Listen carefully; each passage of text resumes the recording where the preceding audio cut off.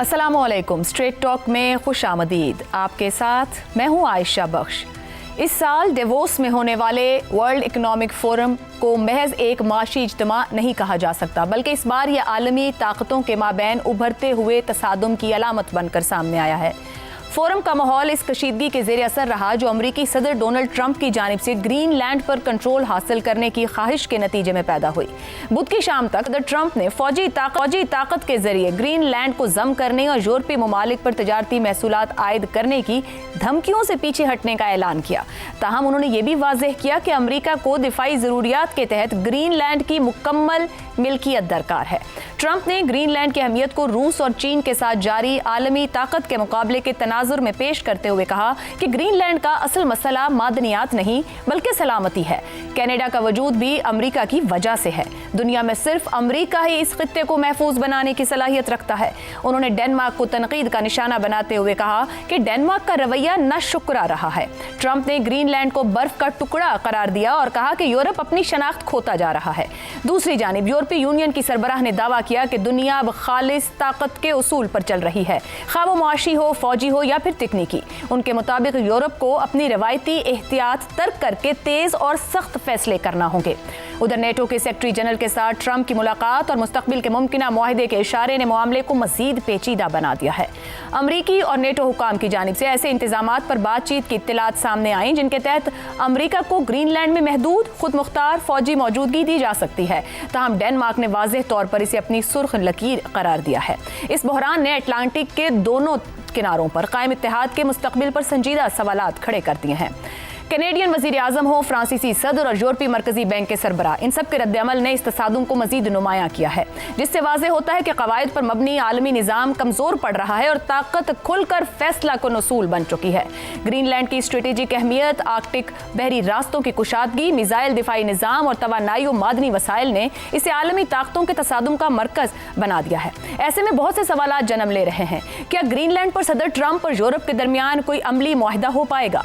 क्या फौजी कार्रवाई से गुरेज सदर ट्रंप के मौक़िफ़ में लचक की अलामत है या महज एक हिकमत अमली? यूरोपीय क़यादत के बयानात क्या इस अमर की निशानदही नहीं करते कि यूरोप इस हकीकत को तस्लीम कर रहा है कि दुनिया अब उसूलों नहीं बल्कि मुंह जोर ताकत के जोर पर चल रही है? और क्या दुनिया की अशराफिया का सबसे बड़ा प्लेटफॉर्म वर्ल्ड इकोनॉमिक फोरम दरअसल दूसरी आलमी जंग के बाद कायम होने वाले बैनुल अक़वामी निज़ाम में आने वाली बड़ी और फैसला कुन तब्दीलियों जहानात की तरफ इशारा कर रहा है? प्रोग्राम के पहले हिस्से में इस फोरम से आने वाले बयानात और पैगामात को ही डिकोड करने की कोशिश करेंगे। हमारे साथ मौजूद हैं शहजाद चौधरी, जैगम खान, आमिर अहमद खान साहिब और ख़ास तौर पर हमने दावत दी है आसिफ दुरानी साहिब को, साबिक सफारतकार हैं। जानने की ये भी कोशिश करेंगे कि वो इस पूरे मामले में पाकिस्तान को कहाँ समझ रहे हैं और किस तरीके से इस सूरत हाल में अपने आप को महफूज रखते हुए फ़ायदा भी उठाया जा सकता है। पैनल के लिए सवाल। वर्ल्ड इकोनॉमिक फोरम, अमरीका ही कुर्रा अर्ज का माशी इंजन ट्रंप, दुनिया अब खालिस ताकत के उसूलों पर, सरबराह यूरोपीय यूनियन, कवायद पर मबनी आलमी निज़ाम को खतरात लाहिक, कैनेडियन वजीर आज़म, क्या वर्ल्ड ऑर्डर को अब भी कोई ख़तरा नहीं? तो रानी साहब बहुत शुक्रिया हमें ज्वाइन करने के लिए। आप ही से आगाज़ करूँगी। जिस तरह के बयानात, स्टेटमेंट्स और फिर एक दूसरे को सुनाया भी गया इस फोरम के ऊपर, इन सबको सामने रखते हुए आप किस तरह से डिकोड करेंगे? क्या इस फोरम से दुनिया में उभरता हुआ जो तसादुम है उसके रुझान, वो ट्रेंड्स हमें दिखाई देना शुरू हो रहे हैं कि फ्यूचरिस्टिक होके हर मुल्क अपना अपना सोचना शुरू हो रहा है? जी, ये बज़ाहिर तो यही नजर आ रहा है, लेकिन इसके साथ ही ये भी आप देख लीजिए रीअलाइनमेंट ऑफ फोर्सेस हो रहा है।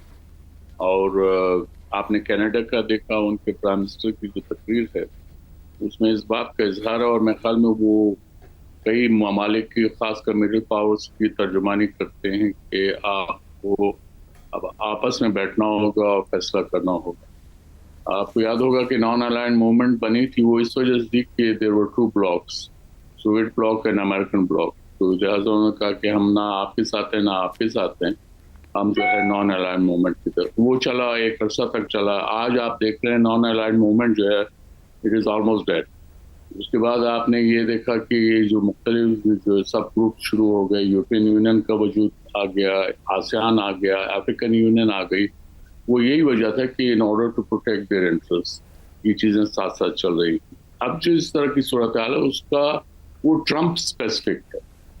प्रेसिडेंट ट्रंप जब से आए हैं, पहले उनका टेन्योर था, उसके अंदर भी उन्होंने नेटो पे दबाव डाला कि आप जो है वो अपना डिफेंस बजट बढ़ाएं और इसको 2% पे ले जाएं। अब बाज़ ममालिक ने तो उसको 4 to 5% भी ले गए, इंक्लूडिंग जर्मनी। ये है एक अलार्म है, ring as an alarm bell for everyone.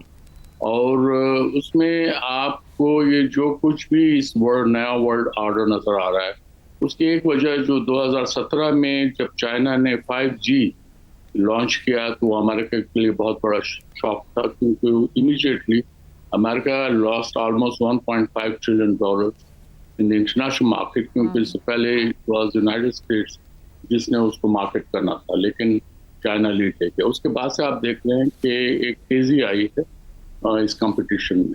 लेकिन अब जब चाइना ने एक अपने जवाबी कार्रवाई की अमेरिका के खिलाफ, वो भी समझ उनकी बात आ गई, खासकर जो है सेमीकंडक्टर्स के सिलसिले में और रेयर अर्थ के सिलसिले में, क्योंकि रेयर अर्थ में जो क्रिटिकल अर्थ है उसमें मटेरियल है, उसमें चाइना जो है इस way ahead. Even United states भी ये एडमिट करता है कि वो तकरीबन 10 साल पीछे हैं इस तहकीक के अंदर और उस स्टेज तक पहुंचने की। तो ये एक नई टसल है जिसमें मुख्तलिफ पावर जो ग्रुप्स हैं वो अपने आप को पोजीशन कर रहे हैं।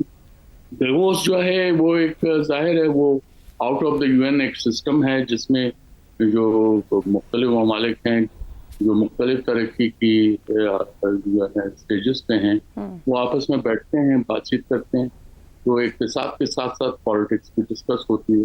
तो इसलिए हमें इसको जो है दिलचस्पी के साथ देखना चाहिए। ठीक हो गया साहब, हम दिलचस्पी से तो बहुत देख रहे हैं। शहजाद चौधरी साहब, अमेरिका और यूरोप के दरमियान जो कशमकश है, ग्रीनलैंड की जो स्ट्रेटेजिक हैसियत है वो खामोशी से एक बड़ा तूफान या तसादुम का मरकज बन रही है आलमी ताकतों के दरमियान। अमेरिका इस मामले को अभी सिर्फ यूरोप पर प्रेशर के जरिए ही हल करना चाह रहा है, या आप समझते हैं ये मामला हाथ से निकल जाएगा? नहीं, हाथ से तो नहीं निकलेगा। मेरा ख्याल है कि यूरोप और अमेरिका मिलकर इसका कोई ना कोई हल निकाल लेंगे, क्योंकि देखिए इसमें यूरोप की भी सिक्योरिटी के मामला हैं और ये लड़ाई ग्रीनलैंड के ऊपर नहीं होगी। ग्रीनलैंड सिर्फ अड्डे मुहैया करेगा अमेरिका के लिए कि वो चीन और रूस की जो बढ़ती हुई प्रेजेंस है आर्कटिक रीजन के अंदर, जहां पर ज्यादा वो आर्कटिक का पूरा जो आर्कटिक ओशन का रीजन का जो निज़ाम है, वहां पे एक अगली जंग या लड़ाई की पॉसिबिलिटी हो सकती है, जहां पर जिसने जिक्र किया उन्होंने कि मादनियात और बाकी जो जो प्रेशस रेयर अर्थ मेटल्स हैं उनकी भी जो अगर मौजूदगी है, तो वो क्योंकि एक नई जगह है, नई जमीन है, आइस मेल्ट कर रही है, तो वहां पे क्या निकलेगा ये भी किसी को पता नहीं है। तो वहां पर एक दौड़ लगेगी दुनिया की कि उसके ऊपर किसका काबू हो सकता है, और अमेरिका चाहता है कि वो ग्रीनलैंड और आइसलैंड दोनों में अपने तौर पे वहां पे अपने अड्डे बना सके, ताकि वो बढ़ती हुई जो प्रेजेंस है रूस और चीन की उनको चेक कर सके। तो ये तो एक बात होगी। दूसरी बात, आपने बार बार जिक्र किया रूल बेस्ड ऑर्डर का, और हम सब इसकी बात करते हैं, और हमने कहा कि आज ताकत ही वो है जो कि आपके वो सवाल में है कि ताकत ही ताकतवर ही फैसला करेगा या ताकत का ही फैसला माना जाएगा? ताकत का ही फैसला। ये जो रूल बेस्ड ऑर्डर था ये भी ताकत ने ही डिक्टेट करवाया था, दुरुस्त। लेकिन उसमें ये हुआ कि सब उस ताकत के आगे झुके और सब ने एग्री कर लिया कि हम इस निज़ाम के तहत इस तरीके से जिएंगे। आज भी देखिए प्रॉब्लम क्या है, अब कितनी तेजी से दुनिया बदलेगी या नहीं बदल पाएगी या कैसे बदलेगी, ये सवाल पैदा हो रहा है। तो हम चूंकि पुराने पैराडाइम में इस दुनिया को देखना चाहते हैं, तो हम कई दफा कंफ्यूज हो जाते हैं कि नई दुनिया तश्कील पा रही है, इसकी शक्ल क्या बन रही है। देखिए आज भी अमेरिका जब कहता है कि उसका वो माशी इंजन है दुनिया का, तो उसमें कोई ज्यादा ये गैर हकीकी बात नहीं है। वजह यह है कैपिटल उसके पास है, यानी जो सरमाया का गढ़ है, दुनिया के सारे बैंक वहां मौजूद हैं, आप हिल नहीं सकते एक दूसरे से जब तक कि दुनिया कोई ऑल्टरनेट निजाम बना नहीं लेती, जो कि अभी तक नहीं बना पाए। सरप्राइजिंगली चीन को चाहिए था, रूस को चाहिए था। शहजाद साहब, कतई कलामी की माजरत, आप जब ऑल्टरनेट निजाम की बात कर रहे हैं तो क्या लगता है कि ये रुझान यानी आज की ये सूरत हाल हमें उस रुझान यानी ऑल्टरनेट निजाम की तरफ लेके जाएगी, या मौजूदा ताकतें जब हम मल्टी पावर्स की बात करते हैं मौजूद हैं, तो क्या अब वो चाहेंगी कि एक ऑल्टरनेट हो, ना कि कोई हमें डिक्टेट कर रहा हो? अच्छा, अब ऐसा है कि सबको मनाने के लिए, एक निज़ाम क्रिएट करने के लिए सबको मनाना पड़ेगा। सबको मनाने के लिए आपको जिसे कहते हैं अनचैलेंज्ड पोजीशन पे होना चाहिए, अनचैलेंज्ड पावर पे होना चाहिए। या तो ये सब इतने अच्छे बन जाएं कि चीन और अमेरिका मिलके, जो कि मेरा बुनियादी एक शिकायत है अगर डेवॉस से, वर्ल्ड इकोनॉमिक फोरम से, तो ये कि कब से चल रहा है, लेकिन आज तक कभी अच्छी खबर आम दुनिया के लिए नहीं सुनी हमने। ये कैपिटलिस्ट जो कॉर्पोरेट वर्ल्ड है उसका तो आपस में मिल बैठना हो जाता है, लेकिन जो आम दुनिया का जो स्ट्रक्चर है उसके अंदर, जैसे कि वर्ल्ड WTO, उसी को मुझे प्रेजेंस नजर नहीं आती। IMF अपनी कोई रिपोर्ट पेश करता होगा, लेकिन वो कोई सामने खुल के इतना ज्यादा एनहांस होकर सामने, एम्फसाइज होकर सामने नहीं आती। ये मेरी शिकायत है। लेकिन कहने का मतलब ये हुआ कि हम ये चाह तो सकते हैं, लेकिन हम चाहेंगे क्यों? हम क्यों चाहेंगे? हम तो ये चाहेंगे कि दुनिया किसी एक निजाम के साथ जुड़ी रहे और चलती रहे। अब देखिए, जो मैं कह रहा था कि 3 चीजें हैं अमेरिका के पास। उसके पास सरमाया है, उसके पास मार्केट है, और उसके पास टेक्नोलॉजी और इनोवेशन है। वो तीनों चीजें दुनिया में फिर बांटता है। चीन दुनिया की फैक्ट्री है, वो बना तो दे दिए, सरमाया भी दे देता है, टेक्नोलॉजी भी दे देता है, इनोवेशन भी क्रिएट कर लेता है, कहता है ये तरीका है। अब दुनिया की जो फैक्ट्री है, जिसकी सबसे बड़ी दुनिया की फैक्ट्री चीन है, ये आपस में इस तरह गुंदे हुए हैं कि उधर से सरमाया ना आए, यहां से चीन पैसा ना आए, तो चीन अपना वो, और चीन जो बनाता है उसकी मार्केट भी तो चाहिए ना दुनिया को कहीं बेचने के लिए। और उससे बड़ी मार्केट अमेरिका से कोई है कोई नहीं दुनिया में इस वक्त, क्योंकि वहां पे सारा पैसा भी है। 38 अरब, कम से कम 36 अरब खरब डॉलर की वहां पे मार्केट है। तो ये इस तरह बंदी हुई है, इसको तब्दील होते होते वक्त लगेगा। ठीक, AI आएगा, आर्टिफिशियल जो इंटेलिजेंस की बात कर रहे हैं, IT, रोबोट्स, ये रोबोटिक्स हर चीज मिल के क्या शक्ल इख्तियार होगी। क्या अब ये दौड़ मादनियात की और रेयर अर्थ की जो दौड़ लग गई कि इसके ऊपर मैक्सिमम काबू किया जाए, तो ये वो चीजें हैं जो कि डिटरमिन करेंगी। ये शायद 8-10 साल 15 साल लगे इस चीज के अंदर, लेकिन दुनिया की मईशत भी बदलेगी और इस वजह से पावर सेंटर्स भी बदलेंगे। लेकिन डिपेंडेंस किस हद तक एक दूसरे, आज तो मैं कहता हूं दुनिया गुंदी हुई है एक दूसरे के साथ, हिल नहीं सकती उसी रूल बेस्ड ऑर्डर की वजह से, और जिस किस्म की मईशत बन चुकी है। आइंदा की मईशत किस तरह बांध के रखेगी ये अभी पता नहीं है, लेकिन ये एक टसल जरूर शुरू होने जा रही है। दुरुस्त हो गया। ज़ैगम साहब, तब्दीली तो आनी है और हर कुछ अरसे के बाद तब्दीली दरकार भी होती है। ये फरमाइएगा कि यूरोप या नेटो कितना स्टैंड ले पाएगा अमेरिका के प्रेशर के आगे, या फिर उसको झुकना ही पड़ेगा? जिस तरह शहजाद साहब कह रहे हैं कि अमेरिका एक पावर तो है और सब कुछ वहीं से चलाया जा रहा है। एक कॉमेंट कैनेडियन प्राइम मिनिस्टर पे भी कीजिएगा कि जिन्होंने तकरीर की और जिस तरह से चैलेंज किया, क्या कहा जाए कि हमारे सियासतदानों की तरह सिर्फ चैलेंज की हद तक का चैलेंज है? एक तो इन यूरोपियंस ने ट्रंप साहब का दिल बहुत तोड़ा है। वो कह रहे हैं कि एक छोटी सी चीज मैंने तुमसे मांगी थी, 80 लाख मुरब्बा किलोमीटर का ग्रीनलैंड। एहसान भी बहुत जताए हैं उन्होंने वैसे, और वो भी मैंने अपनी खातिर नहीं मांगा था। वो कह रहे मैंने अपनी खातिर नहीं मांगा, अमेरिका की खातिर नहीं मांगा, तुम्हारी खातिर मांगा, क्योंकि तुम उसको संभाल नहीं सकते, इसलिए मैं उसको संभाल लेता और तुम देने से इनकार कर रहे हो। देखिए, अभी जो 2 हफ्ते के दरमियान में जो हमें एक नज़र आ रहा था मंजरनामा कि शायद नेटो खात्मे की तरफ है और एक ग्लोबल ट्रेड वार शुरू होने लगी है, कल वो मामला तो थम गया। तकरीर के बाद, तकरीर में तो उन्होंने वो बातें नहीं की, लेकिन नेटो के सेक्रेटरी जनरल मार्क रट से जो उनकी मुलाकात हुई, उसके बाद उन्होंने कहा कि मायदा हो गया है, और वाज़े तौर पर उन्होंने इशारा दिया कि वो ताकत भी इस्तेमाल नहीं करेंगे और वो टैरिफ भी नहीं लगाएंगे। लेकिन सब लोग ये समझ रहे हैं कि ये उस पुश बैक के नतीजे में वो थोड़ा सा पीछे हटे हैं जो तमाम यूरोप ने उनको दिया है, जो उन्होंने लाइन ड्रॉ की है। बिल्कुल, सिर्फ इतना कुछ हुआ है, मामला हल नहीं हुआ। देखिए, हमारे यहाँ एक कहावत है पुराने दिनों की कि जो हड्डियाँ गंगा में चली जाती हैं वो वापस नहीं आती, और जो आपने पूछा कैनेडियन वजीर आजम का, मार्क कार्नी का, यही बात उन्होंने कही। उन्होंने कहा कि पुराना वर्ल्ड ऑर्डर चला गया, अब वो गंगा तशरीफ ले गया, अब वो वापस नहीं आएगा, और ये उम्मीद रख के, इस खुशफहमी में रख के हम अपने आप को नुकसान पहुंचाएंगे। उन्होंने कहा वो वर्ल्ड ऑर्डर भी एक फिक्शन था, एक कहानी थी, लेकिन एक यूजफुल फिक्शन था जिसका बहुत सौ को फ़ायदा हुआ। उन्होंने कहा मेरे मुल्क को फ़ायदा हुआ, और अगर आप देखें तो बहुत से तरक्की पजीर मुल्कों को भी फ़ायदा हुआ। हमने तो फ़ायदा नहीं उठाया।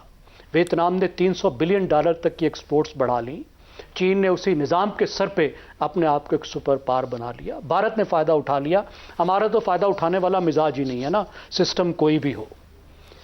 तो वो तो बदल गया। अब सवाल ये है कि क्या इमर्ज करेगा और कब इमर्ज करेगा। अब जब हम मुस्तकबिल की बात करते हैं तो हम सिर्फ सिनेरियोज ड्रा करते हैं, मंजरनामे बनाते हैं, क्योंकि इल्म नजूम तो किसी के पास नहीं है। तो इस वक्त जो सबसे बड़ा एक मंजरनामा जिस पर बात हो रही है वो है अनार्की का। बिल्कुल, और नाम बार बार आ रहा है फिलासफर हॉब्स का। वो हॉब्स ने कहा था ना कि war of all against all, कि सब एक दूसरे के साथ धींगा मुश्ती में मुब्तला हैं, जिसकी लाठी उसकी भैंस का कानून। जो कोर्स से पावर है, जोर जबरदस्ती है जिसके पास, वो अपनी बात मनवाएगा। ये वो मंजरनामा है जो इस ग्लोबल वर्ल्ड ऑर्डर के बनने से पहले 1945 से पीछे का था, जब दो जंग अज़ीमें हुई थी, जब जिस मुल्क की मर्जी होती थी दूसरे पे चढ़ दौड़ता था, उससे उसकी ज़मीन छीन लेता था, उसके वसाइल छीन लेता था। तो अब इस सूरत हाल में दुनिया की जो ख़ास तौर पे मिडिल पावर्स हैं वो डी रिस्किंग की कोशिश कर रही है, इस मसले में अपना रिस्क कम करने की कोशिश कर रही हैं, वो इंतज़ार नहीं कर रही। अब पाकिस्तान और सऊदी अरब का जो माहदा हुआ और पाकिस्तान के साथ मिलकर जो दूसरे मुल्क आ रहे हैं, तुर्की जो हमारे साथ मिलना चाह रहा है, हालांकि तुर्की नेटो का मेंबर है, उस पे सेक्शन 5 नेटो का इतलाक होता है कि अगर तुर्की पर कोई हमला करे तो पूरे नेटो का फर्ज है कि उसकी मदद को आए।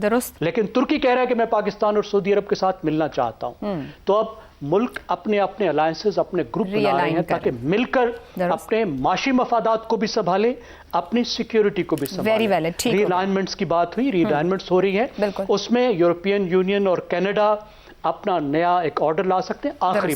आखिरी बात यह है कि इसमें चाइना की राइज की एक अपॉर्चुनिटी है। अगर चाइना चाहे तो हादी जो हैं वो चाइना की तरफ बढ़ेगा। चाइना ये कह रहा है, चाइना कह रहा है कि ग्लोबल वर्ल्ड ऑर्डर चाहिए, मुझे अपनी ताकत नहीं चाहिए, मुझे एक ऐसा ग्लोबल वर्ल्ड ऑर्डर चाहिए जिसमें विन विन हो। तो चाइना तो पहले से ही दावत दे रहा है, ठीक हो तो एक अपॉर्चुनिटी उसके लिए निकल रही है। आमिर साहब, जो यूरोपीय यूनियन से बयान आया कि अपनी मईशत और दिफा को मजबूत करना होगा क्योंकि अब ताकत का असूल चल रहा है, खालिस ताकत का, क्या यूरोप कमजोरी का इतराफ कर रहा है या आने वाले दिनों की जारहाना हिकमत अमली का? इसको कमेंट कीजिएगा। दूसरी तरफ ट्रंप कह रहा है कि आलमी माशी इंजन वही है, तो वो एक बार फिर से अपने आलमी तसल्लुत के नजरिए के साथ ही सामने खड़ा है। आयशा, वो हकीकत का इतराफ कर रहा है मेरा ख्याल है यूरोप, क्योंकि वो इस वक्त जो हमारा मौजूदा वर्ल्ड ऑर्डर है वो एक सियासी अफसाने के ऊपर उसकी बुनियाद थी, और वो सियासी अफसाना ये था कि कोई भी मुल्क, खा वो बड़ा हो या छोटा हो, अस्करी या माशी तौर पर कमजोर हो या मजबूत हो, सोवरेनिटी के मामले पर तमाम मुल्कों को बराबर तसव्वुर किया जाएगा। लेकिन अगर आप पोस्ट वर्ल्ड वॉर 2 के बाद का सिनेरियो देखें तो कहीं पर भी हमें अमली जिंदगी के अंदर अपनी या हकीकत में हमें ये जो सियासी फसाना है, हमें उसकी कोई शक्ल नहीं नजर आई। दुनिया में जहां कहीं भी हमने कोई कॉन्फ्लिक्ट देखी, चाहे वो सिविल वॉर हो किसी जगह पर या दो मुल्कों के अंदर तनाज़ा हो, वहां पर ये बैनुल-अक़वामी मुत्तहिदा के मातहत की छतरी के नीचे पलने वाला ये जो वर्ल्ड ऑर्डर था वो बुरी तरह से नाकाम हुआ। गजा उसकी बहुत बड़ी मिसाल है, जहां पर इजराइल जब चाहे जो चाहे कर सकता है, हज़ार की तादाद में औरतों और बच्चों को वो मार सकता है और उसको रोकने वाला दुनिया में कोई नहीं है। कश्मीर एक और तनाज़ा है जो कि चला आ रहा है पिछले 70-80 बरस से, जिसके अंदर इफेक्टिव रोल नहीं यूएन प्ले कर सका। एंड मोर इम्पोर्टेंटली देखिए, रुवांडा की 1994 की कॉन्फ्लिक्ट अगर आप देखें, उसके अंदर 100 दिनों के अंदर 8 लाख बंदा जो है वो कत्ल कर दिया गया था नस्ली बुनियादों के ऊपर, और यूएन वहां पर मौजूद था, वो कुछ नहीं कर सका। ये इराक का जब मामला हुआ 9/11 के बाद, तो एक झूठ घड़ा गया और उसकी बुनियाद के ऊपर उसके ऊपर हमला किया गया, यूएन कुछ नहीं कर सका। तो अब मेरा ख्याल है ये एतराफ का वक्त आ गया है तमाम मुल्कों के लिए। डोनाल्ड ट्रंप ने ये पेंडोरास बॉक्स खोल दिया है। सबसे पहले ये ना सिर्फ ये एतराफ करके, बड़ी अग्रेसिवली दुनिया को ये कह के कि ये सब जो है ये बकवास है, और असल में दुनिया जो है वो जिन रसूलों की आप बात करते हैं उस पर तो कभी भी नहीं चली है। तो अब क्यों ना हम सारे मान लें कि ये ताकत की बुनियाद के ऊपर चलने वाली है। तो ये यूरोपियन यूनियन की तरफ से उसका एक एतराफ है, और अब हर कोई इस खोज में है कि जितनी तेजी से ये वर्ल्ड ऑर्डर तो पहले से कोलैप्स कर रहा था, और मैं पहले भी ये बात कर चुका हूँ कि डोनाल्ड ट्रंप एक कैटलिस्ट के तौर पर उभरे हैं इसके अंदर, उन्होंने उस अमल को और तेज कर दिया है। अब दुनिया सिर्फ ये कोशिश कर रही है कि उसको इतना इस हद तक कम से कम स्लो डाउन हम कर लें कि हमें अपनी अगली चाल सोचने का और वो चलने का वक्त मिल जाए, क्योंकि अमेरिकी सदर ने कोई बहुत ज्यादा सब्र नहीं दिखाया इस मामले के ऊपर। हाँ, वो हम जानते हैं कि वो थोड़ा सा उनको पुश बैक मिलता है तो थोड़ी देर के लिए पीछे हो जाते हैं, लेकिन जो उनकी वो बुनियादी सोच है कि अब दुनिया के अंदर ताकत की बुनियाद के ऊपर ब्लॉक्स बनेंगे और उसी तरह से दुनिया को अपने आप को रीअलाइन करना पड़ेगा, वो मेरा ख्याल है इस डेवोस की मीटिंग के अंदर बहुत वाज़ेह हो गया है कि अब यूरोप भी वही सोच रहा है। अमेरिका ने तो अपनी सोच पहले से वाज़ेह कर दी है, यूरोप के साथ कनाडा भी शामिल है उसके अंदर, और ये जो हमारा मुआहदा इनका गजा के ऊपर जो ये कमेटी बनी है, ये अभी जो बोर्ड ऑफ पीस बना है, उसके अंदर पाकिस्तान का ये फैसला कि उसने चंद दूसरे मुस्लिम ममालिक के साथ मिलकर एक फैसला किया है उसका हिस्सा बनने का, ये उन दरवाजों की तरफ इशारे कर रहा है जो कि मुस्तकबिल में मुख्तलिफ मुल्क अपने अपने मफादात के मुताबिक खोलने की कोशिश करें। दुरुस्त हो गया। आसिफ दुरानी साहब, आप आखिर में आपसे एक सवाल, आपने ऊपर चाइना के किरदार की बात की और आगे भी प्रोग्राम में चाइना के रोल और उसकी एक इमर्जिंग पावर की डिस्कशन रही। आपके ख्याल में अगर पुराना वर्ल्ड ऑर्डर कोलैप्स कर रहा है तो क्या नए वर्ल्ड ऑर्डर की तरफ एक पीसफुल ट्रांजिशन हो जाएगा? ये ट्रम्प जिस चीज को इन्फोर्स कर रहे हैं पूरी दुनिया के ऊपर, ये हमें किसी बहुत बड़े मसले की तरफ दुनिया को ले जा सकता है? देखिए, ये अभी मुश्किल सवाल है, अभी इसका जवाब फौरन नहीं है, लेकिन हाँ इसके ख्याल इस तरह से नजर आते हैं कि अगर अमेरिका तो after the end of cold war unilateralist राह की तरफ गामजन हो चुका था और उसका नतीजा अब आप ट्रम्प की सूरत में देख रहे हैं। लेकिन उसके साथ ही जो साइमल्टेनियस राइज है चाइना का, और वो पीसफुल राइज है, और चाइना की फिलॉसफी भी जो है पीसफुल राइज की तरफ है, वो एक सोबरिंग उसका इफेक्ट होगा चाइना का राइज का। और China for all practical purposes इस वक्त एक डेवलप्ड कंट्री है और अमेरिका को परचेजिंग पावर पैरिटी टर्म्स में वो ऑलरेडी ओवरटेक कर चुका है और 2030 में बाकायदा तौर पे वो उसको ओवरटेक कर लेगा इकोनॉमिकली, टेक्नोलॉजिकली एज वेल। तो इसलिए अब जो सूरत सामने नजर आ रही है उसमें चाइना आगे होगा, अमेरिका एक रिएक्टिव पावर के तौर पे सामने आएगा, यूरोप जो है वो उससे तीसरे नंबर पे है और यही वजह है कि यूरोप के अंदर भी एक हैजानी कैफियत है और वो घबराए हुए हैं कि अब हमने क्या करना। और ट्रम्प जो है वो अपने गुस्से का इजहार इस तरह से कर रहे हैं कि यूरोप ने उनका शुरू में साथ नहीं दिया ये डिफेंस बजट जो है वो बढ़ाने में, और अब जो है वो यूरोप उसके पीछे लगा हुआ है। लेकिन वो बात वो शीशे में जो है वो क्रैक आ गया, बिल्कुल सही। अब वो चीजें जो है अब ये टाइम लगेगा इसको आगे, ये अगर इसको if they want to mend fences उसके बावजूद बात वो नहीं रहेगी। दुरुस्त हो गया जी, दुरुस्त हो गया। बहुत बहुत शुक्रिया आसिफ दुरानी साहब स्ट्रेट टॉक में हमें ज्वाइन करने के लिए। हम ये एक ब्रेक ले रहे हैं, ब्रेक से वापस आएंगे तो बात करेंगे इलेक्शन कमीशन आखिर 5 साल बाद जाग गया है और कह रहा है पंजाब हुकूमत को कि करवा लो इंतखाबात वरना टेक ओवर कर लेंगे। इस ब्रेक के बाद प्रोग्राम में एक बार फिर खुशामदीद। इलेक्शन कमीशन ऑफ पाकिस्तान ने पंजाब में बल्दियाती इंतखाबात के लिए कमेटी कायम करते हुए पंजाब हुकूमत को 10 फरवरी तक कमेटी के साथ बैठकर मसाइल हल करने की हिदायत दी है। चीफ इलेक्शन कमिश्नर ने चीफ सेक्रेटरी से कहा है कि वजीर आला को संजीदगी से आगाह करें, अगर मजीद एक्शन लिया तो शर्मिंदगी होगी। जरूरत पड़ी तो 20 फरवरी को वजीर आला पंजाब को बुलाएंगे। कमीशन ने कहा कि वो मामलात खुद टेक ओवर करते हुए इंतखाबात करवा देगा। शर्मिंदगी है कि पंजाब में 2021 से मकामी हुकूमत नहीं है। समात 20 फरवरी तक मुलतवी कर दी गई है। पंजाब लोकल गवर्नमेंट कवायद गुज़िश्ता साल 13 अक्टूबर तक खत्मी होने थे। लोकल गवर्नमेंट इंतखाबात के कवायद 15 नवंबर 2025 तक फराहम करने थे। सूबाई हुकूमत ने मुसव्विदा इलेक्शन कमीशन को दिया मगर नोटिफिकेशन जारी नहीं किया। हुदूद की हदबंदी और दर्जाबंदी का नोटिफिकेशन 22 दिसंबर 2025 तक होना था और यूनियन काउंसिल्स की तादाद को 21 दिसंबर 2025 तक नोटिफाई होना था, लेकिन ये सब ताहाल नहीं हो सका। 2023 की मरदमशुमारी के बाद नक्शे 10 जनवरी तक फराहम करने थे। ईसीपी ने सेक्रेटरी लोकल गवर्नमेंट को खत लिखकर मायूसी का इजहार करते हुए पंजाब हुकूमत की ताखीर और यकीन दहानी पूरी न करने को संगीन करार दिया। लोकल गवर्नमेंट इंतखाबात 2019 में तहलील होने के बाद बहाल हुए और मुद्दत 21 दिसंबर 2021 को मुकम्मल हुई। आइन और इलेक्शंस एक्ट के तहत इंतखाबात 120 दिन में होने थे मगर नहीं हो सके। ईसीपी ने 8 अक्टूबर 2025 को इंतखाबात दिसंबर 2025 में करने का हुक्म दिया मगर 21 अक्टूबर 2025 को नए कानून के बाद ये हुक्म वापस ले लिया गया। हल्काबंदियां और दूसरी जरूरियात 10 जनवरी तक मुकम्मल होना थी, फिर हदबंदी शुरू होना थी। ऐसे में बड़ा सवाल यह है कि पंजाब हुकूमत सूबे में बल्दियाती इंतखाबात से गुरेज करके क्यों एक अहम आईनी तकाजा पूरा नहीं कर पा रही है। इसी पर गुफ्तगू रहेगी। पैनल के लिए सवाल। शर्मिंदगी की बात है कि पंजाब में 2021 से बल्दियाती इंतखाबात नहीं हो सके। चीफ इलेक्शन कमिश्नर पंजाब में फ्लैगशिप प्रोजेक्ट्स मुतारिफ करवाने वाली मरियम नवाज हुकूमत बल्दियाती इंतखाबात से गुरेजा क्यों? ज़ैगम साहब, 3 साल में 6 मरतबा कानून में तब्दीली हुई है, 2 मरतबा हल्का बंदियां हुई हैं, एक बार शेड्यूल भी जारी हो गया था। ये डिलेइंग टैक्टिक्स क्यों है? किस बात का खौफ है?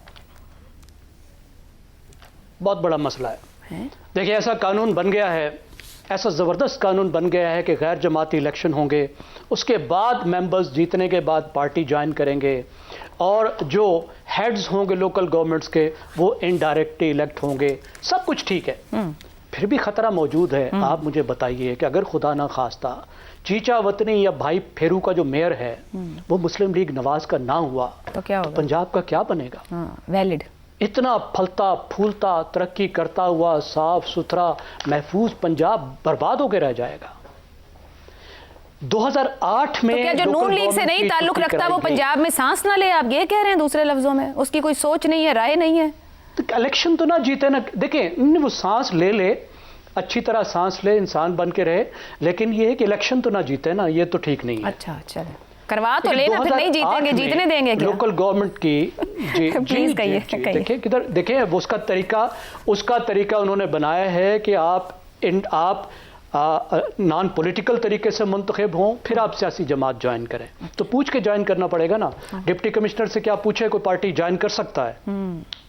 तो वो तो ठीक है, लेकिन फिर भी खतरा मौजूद है। मैंने आपसे अर्ज किया, खतरा फिर भी नहीं गया। 2008 में जब लोकल गवर्नमेंट पंजाब में ख़त्म की गई और अब तक 18 साल बनते हैं, इसमें सिर्फ एक टर्म है जिसमें लोकल गवर्नमेंट मौजूद थी, 5 साल। 18 साल में, इस जमहूरियत के 18 साल में सिर्फ 5 साल में लोकल गवर्नमेंट मौजूद थी, 2015 से 2019 तक। बाकी तमाम इस अरसे में जो 13 साल हैं, जो 2/3 पीरियड है, उसमें लोकल गवर्नमेंट ब्यूरोक्रेसी के पास रही है। इसका मतलब है कि जो लाहौर में तख्त लाहौर है उसके पास कंट्रोल रहा है तमाम फंड्स का, तमाम प्रोजेक्ट्स का, तमाम लोकल गवर्नमेंट्स का। और तरह तरह के हमने देखा है कि बहाने बनाए जाते हैं। अभी आपने कुछ बहाने बताए, मिसाल के तौर पर डिलिमिटेशंस का एक बहाना है। अच्छा, कानून बन गया, लेकिन कानून के जब तक आप रूल्स ना बनाए तो वो कानून पर अमल दरामद नहीं हो सकता। ये भी एक मजाक है। बहुत से कवानीन आपने बना लिए हैं जिनके रूल्स नहीं बनाए और वो किताब में लिखे हुए पड़े हैं, लेकिन उन पे अमल नहीं हो सकता। अब यहाँ पे भी रूल्स का मसला है, डिलिमिटेशन का भी मसला है, टेक्निकल बहाने बनाए जाते हैं। ये ना हो तो दूसरे बहाने भी हमने देखे। ये बहाना भी आया कि पैसे नहीं इलेक्शन के, ये बहाना भी आया कि सिक्योरिटी नहीं है, ये बहाना भी आया कि कोर्ट के साथ जो है वो मामला चल रहा है, ये मामला भी आया कि जनाब अभी तो केयर टेकर सिस्टम है, केयर टेकर सिस्टम में कैसे लोकल गवर्नमेंट के इलेक्शन कराना है। मसला है बदनीयती का। मसला ये है कि ताकत और फंड्स ट्रांसफ़र नहीं करने अवाम को, डोर स्टेप पे नहीं देने, और लोकल गवर्नमेंट की सतह के लोगों को सिर्फ ढोल के आगे नचवाना है, उनको लीडरशिप में हिस्सा नहीं देना, ताकत में हिस्सा नहीं देना। जो ताकत रहेगी वो एमपीएस और एमएनएस के पास रहेगी। जो कहने को लेजिस्लेटर है, काम उनका ये है कि वो आके कानून साजी करें, उनका कुछ ताल्लुक नहीं होना चाहिए लोकल गवर्नमेंट के काम से, म्यूनसिपलिटी के काम से, लेकिन वो कराते हैं म्यूनसिपलिटी का काम। कमीशन भी मिलता है, वोट भी पक्के होते हैं, तो वो क्यों छोड़ने को तैयार होंगे? तो मैंने आपसे अर्ज किया पहले भी कि ये जो पॉलिटिकल इकॉनमी है पाकिस्तान की, वो इस बात की इजाज़त नहीं देती पाकिस्तान के इन सियासी जमातों को, सियासी वडेरों को, 350 सियासी ख़ानदानों को, कि वो एक मजबूत लोकल गवर्नमेंट की तरफ जाए। और मजबूत क्या, यहाँ तो लोकल गवर्नमेंट की तरफ जाने को तैयार नहीं है। सही हो गया जी, एक ब्रेक लेते हैं और बहुत से सवाल उठा भी दिए। वैसे खबरें ये भी हैं कि लाहौर को जो है इंतजामी तौर पर तकसीम करके चलाने के बारे में सोचा जा रहा है, फैसला कर लिया गया है, बसंत के बाद शायद ऐलान हो, लेकिन सवाल ये कि मेयर ही दे दें तो वो चला लेगा खुद ही किसी ना किसी तरह। एक ब्रेक के बाद प्रोग्राम के आखिरी हिस्से में एक बार फिर खुशामदीद। आमिर साहब, पंजाब हुकूमत और मरियम नवाज की कारकर्दगी, बहुत से फ्लैगशिप प्रोजेक्ट्स मुतारिफ करवाए गए हैं, काम भी बहुत किया जा रहा है, क्रेडिट लिया भी जा रहा है, कौमी और बैनुल अक़वामी इदारे भी तारीफ भी कर रहे हैं, सताइश भी दे रहे हैं। इतने सब के बावजूद कोई बहाने, कोई डर, कोई खौफ, क्या सियासी मकबूलियत पर यकीन नहीं रहा मुस्लिम लीग नून को? आशा, हम अक्सर इस प्रोग्राम में एक लीड कैप्चर की बात करते हैं ना, तो वो सवाल ये है कि लीड कैप्चर कैसे हो जाता है। ये मकामी हुकूमतों का एक मजबूत और फाल निज़ाम जो है, ये सबसे बड़ी जमानत है लीड कैप्चर के खिलाफ। ये हुकूमतें एक पॉलिटिकल नर्सरी होती हैं किसी भी मुल्क के लिए, किसी भी निज़ाम के लिए। आप उसका एक अंदाज़ा इस चीज़ से लगा देते हैं कि 1979 में जब लोकल इलेक्शंस में ये पता चला था कि पीपल्स पार्टी जो है वो पूरे मुल्क पे उसका गलबा है, जहां तक अवाम का ताल्लुक है उस हद तक, तो वो इलेक्शंस खत्म करके 1983 के अंदर गैर जमाती बुनियाद के ऊपर इलेक्शन करा के एक पॉलिटिकल एलीट जो है उसको क्रिएट किया गया था पाकिस्तान के अंदर। और वही पॉलिटिकल एलीट 1985 के गैर जमाती इंतखाबात के अंदर सामने आई है, और आज तक इसी कोई वजह है आयशा के 1985 के इंतखाबात को पाकिस्तान में होने वाले तमाम इंतखाबात की मां कहा जाता है, क्योंकि ये जो मौजूदा हमारी पॉलिटिकल एलीट है ये वहीं से उसका आगाज हुआ और वही इस निज़ाम को आगे लेकर चल रही है। अब अगर आप इस मुल्क के अंदर इजाजत दे देंगे कि नई पॉलिटिकल नर्सरीज क्रिएट हो, वक्तन फवक्तन मुकामी इंतखाबात होते रहें जिनमें हिस्सा लेना इतना महंगा और इतना मुश्किल काम नहीं है जितना सूबाई या कौमी इंतखाबात में हिस्सा लेना है, उसके अंदर नौजवानों की बहुत बड़ी तादाद जो है वो सामने आ सकती है, तो ये एक direct and clear and present danger कहते हैं ना, ये हमारी मौजूदा अशराफिया के लिए एक क्लियर एंड प्रेजेंट डेंजर है। देखिए कानून जो है ना वो उसके पीछे छुपना या रूल्स के पीछे छुपना या ये कहना कि जी अभी ये काम रहता है या अभी वो काम रहता है, ये सारी की सारी बहाने पर बाजी होती है। बुनियादी तौर पर मसला ये है कि हमारी मौजूदा सियासी एलीट जो है वो नहीं चाहती कि उसका एक नेबल बदल पैदा हो इस मुल्क के अंदर, और वो नेबल बदल पैदा करने का एक बहुत ही मौसर तरीका ये मकामी हुकूमतें होती हैं, ये मकामी हुकूमतों के इंतखाबात होते हैं। तो अगर ये खौफ उनको किसी दूसरी जमात का नहीं है, और ये सब वही करेंगे। आप देखिए कि जब भी कोई डिक्टेटर आता है पाकिस्तान के अंदर उस वक्त तो आपके लोकल इलेक्शंस हो जाते हैं, क्योंकि उसको भी अपने नए हमातियों को एक नए ब्रांड ऑफ पॉलिटिशियंस की ख्वाहिश होती है जो कि उसको सपोर्ट करे। लेकिन जब मुंतखब हुकूमतें आती हैं तो हमेशा ये मकामी हुकूमतों और मकामी इंतखाबात का मामला जो है वो अल्तवा में पड़ जाता है। उसकी वजह यही है कि वो उनको एक दूसरे से खतरा नहीं होता, एक दूसरे में तो वो बारियों वाला सिस्टम बहुत अच्छी तरह से समझते हैं, उनको एक नई पौध के सामने आने से खतरा होता है जो कि इस अशराफिया का ये पॉलिटिकल एलीट का जो कैप्चर जिसको हम कहते हैं उसका खात्मा हो सके, और यही बुनियादी खौफ है। दुरुस्त हो गया।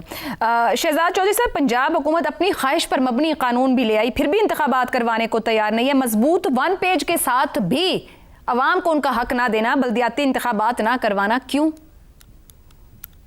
पहले तो एक तस्हीह की इजाज़त दीजिए। वो आपने सवाल पूछा था जैगम साहब से, आपने कहा कि सांस भी ना लें। हाँ। तो बिल्कुल उन्होंने कहा कि नहीं सांस ले सकते हैं। मेरे ख्याल में सांस नहीं लेना चाहिए, क्योंकि स्मॉग की जो हालत है लाहौर के अंदर आजकल शायद थोड़ी बेहतर होगी, लेकिन इस तरह के मौसम में सांस नहीं लेना चाहिए। और अगर लेना है तो आज नंबर 1 पर था लाहौर आलूदा शहरों में। कोशिश उन्होंने बहुत की है, लेकिन आज का नंबर बता रही हूँ। तो फिर मैं आपको तो आपके पास जवाब वाज़ेह है ना कि फिर तो सांस बिल्कुल नहीं लेना चाहिए। अगर लेना है तो कहीं छुप के लो, खामोशी से लो, ज्यादा जोर से मत लो, ताकि कहीं खुदा न खास्ता ये बाहर से स्मॉग आपके अंदर ना चली जाए। देखिए दूसरी बात, मैं तो 20 फरवरी का इंतजार करूंगा। यानी हकीकी तौर पर अगर मेरे पास कोई इस वक्त लिटमस टेस्ट है किसी चीज का तो 20 फरवरी है, और मैं चाहता हूं 20 फरवरी तक कुछ भी ना हो और चीफ इलेक्शन कमिश्नर साहब, चीफ मिनिस्टर पंजाब साहिबा को अपने सामने हाजिर करें। मैं जब ये होगा तो मैं कहूंगा कि इस मुल्क के लिए कोई उम्मीद की किरण रह सकती है, कायम है, या ये कि ये खाम में बड़े हैं जो बढ़ के मारते हैं और ये बढ़ के मार रहे हैं। तीसरी बात सुन लीजिए, ये भी आपको ये पता है कि कल ही के दिन में या शायद आज ही के दिन में या नहीं कल के दिन में हुआ होगा कि ये फैसला हुआ है, बल्कि शायद कानून पास हो गया है, और ये अभी शायद हो जाएगा, ये जो हमारी ज्वाइंट सेशन जिसका जिक्र हो रहा है, कि इलेक्शन कमीशन के किसी फैसले को सुप्रीम कोर्ट के आगे चैलेंज नहीं किया जा सकता। क्या बात, किसी फैसले। वाह।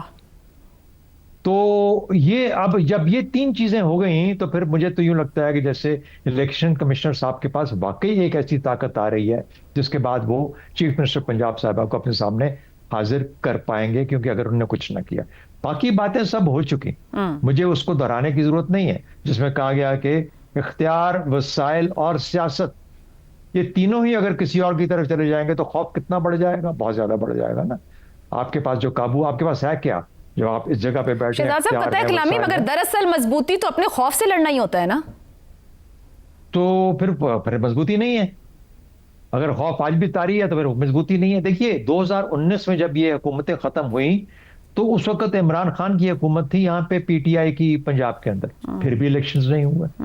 अब वो तो बड़े प्रोग्रेसिव और बड़ी वो हर किस्म के अवामी बंदे और पॉपुलिस्ट और सब कुछ, तो क्या वजह 2 साल नहीं किया या 3 साल नहीं किया उन्होंने किसी किस्म का कोई इलेक्शन?